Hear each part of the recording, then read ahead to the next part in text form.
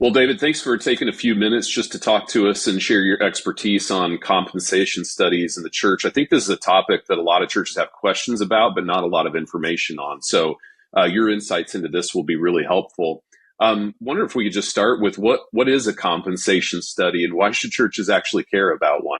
It's a great place to start. And first, I want to say thank you for inviting me and letting me be a part of this. I love talking about the law, particularly as it relates to churches and ministries and pastors. So, what is a compensation study? A compensation study, I think, by way of analogy, would be akin to getting a market survey done on your house, not an appraisal, but hey, we can look at your neighborhood, your zip code, your town, your city, your state, and get an idea what a 3-bedroom, 3-bath with a pool house is worth.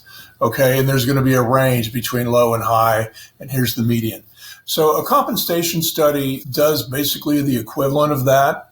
It has some really important legal ramifications to the organization. So when people think about a compensation study, I think that's probably the best word picture is it's an appraisal of the job.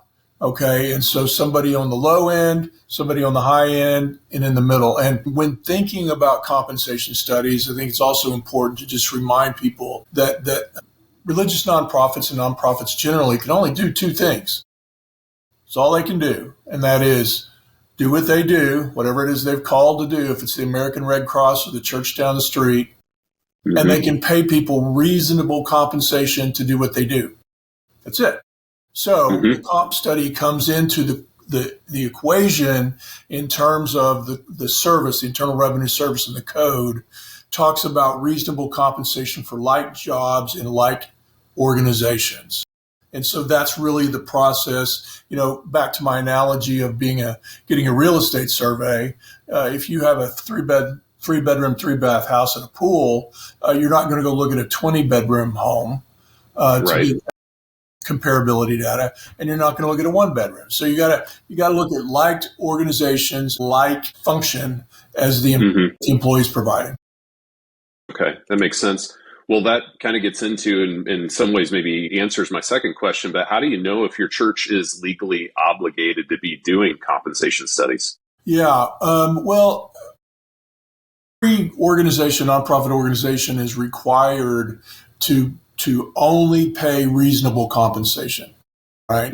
And so in terms of having a compensation study, I think that, at the non-executive level inside of an organization, there's a lot of comparability data that you can get from various sources, and I don't want to name them all, but most people know where they are.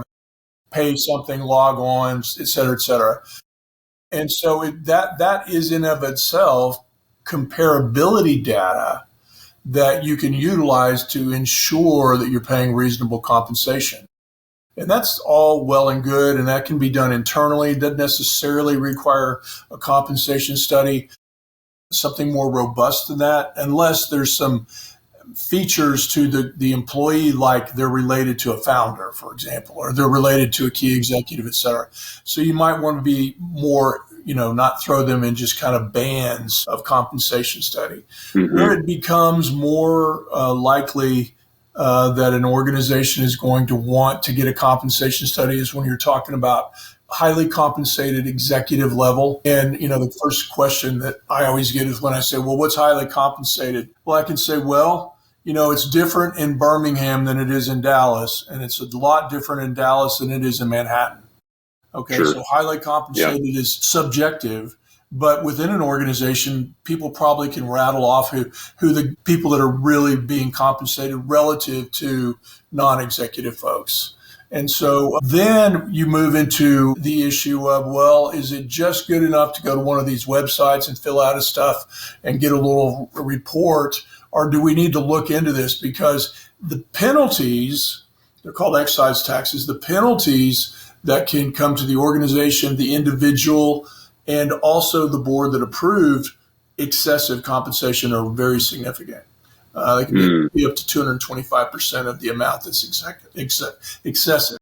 So Wow. that's really where the demarcation is, the dividing line, I think, is that you get into executive compensation issues. And then again, you've got the relatives of founders and leaders in an organization that might trigger the need for a comp study. The good news is once you get the comp study done, if it's done appropriately, it should have significant shelf life because it's going to have okay, this is the, the way we do ours, we do them in quadriles, 25, 50, 75, 100%. And here, anything is reasonable. And so you want to have a comp study that's got shelf life because when you do it, you can say, well, this person, say, for example, is at the 70th percentile, which gives us a whole lot of room and time to grow into this comp study before we need to get another one. Yeah, that's good. Well, that was my next question was just how often do you do these? How do you know when it's time to do one? And I think that's part of what you're alluding to there. Yeah, I think that if it's a pretty stable organization and it's not either significantly decreasing in revenue or it hasn't significantly changed with an increase in revenue, and it's not all about numbers, I know, but numbers are critical here. Sure. I think those are triggering events. Could be a change of position. It could be a change of someone that's on staff that if they've moved up into a new level, a new echelon, so that the description within the comp study wouldn't be accurate. Mm-hmm. And we're going to get in a minute before I get out of here. I want to tell you about the great thing about having a comp study, but I'll wait till your other questions come along because it's a big one. It's a really big one. That's good. My last question was just going to be, I mean, we want to help churches understand their risk with this. So what kind of legal ramifications, you mentioned some penalty there, but what kind of legal ramifications are possible if you need to be doing a compensation study and you haven't done one in a while or you just aren't doing them? Yeah, well, it's the excise taxes we talked about. We're assuming that, all compensation has to be reasonable. And when I say compensation, a lot of times people want to carve off things, say, well, that doesn't include this and it doesn't include that. And the reality of it is whatever somebody receives, whether it's cash, non-cash, or a perk, all goes into that equation to determining reasonableness. Okay. And so you don't want to be on the other side of an audit or an inquiry by the service, the Internal Revenue Service, and you've got a highly compensated individual, and we haven't done a study. And here's the big why it's such a huge benefit. And this sounds like a bunch of lawyer stuff, but track with me here. There is a shift in the burden of proof if you have a comp study done. If you have a comp study done, then the compensation for the individual who's highly compensated, let's assume, and an executive, the burden is on the service to prove that it's not reasonable. It's presumed to be reasonable. As opposed to if you don't have a compensation study, the compensation you've paid to this highly compensated individual is presumed to be unreasonable. And then you've got to go spend a whole lot of money to prove up the fact that it is. And that doesn't sound like a really big deal, but I will tell you in terms of how the IRS operates and their allocation of resources, I've been doing this for 36 years this year, and I have never encountered, once we have a comp study, it's like question number 2 on the audit letters you get from the Internal Revenue Service, list all highly compensated executives in your organization. Okay. And so when you can go down the list and go, yeah, we've got comp studies for all those people, they're like, let's go to question number 3. I mean, they're going to ask you some questions about how it was performed, who did it, do they know what they're doing, is it real, et cetera. But if you can say yes to those things, then in the words of NSYNC or Backstreet Boys, I don't remember, it's kind of a bye, bye, bye. That's good. Do you know which was Backstreet Boys or NSYNC? Bye, bye. I think it was Bye, bye was NSYNC.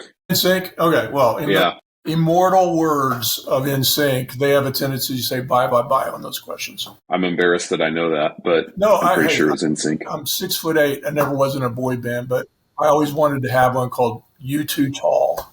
What do you think? I like that. Everybody would have to be really tall enough, but it never happened. I'm 6'4". It's really helpful information, and I think a question that a lot of church leaders have, but they don't have the answers to. So appreciate your insights there. If churches want to get a hold of you, how do they do that? Yeah, well, our website is thechurchlawyers.com, and all of our contact information is there. So I would encourage people to just start there. And if they want to get in touch with me, they will route it to me. Perfect. All right. Thank you for your time, David. Appreciate it. Thank you. Appreciate you.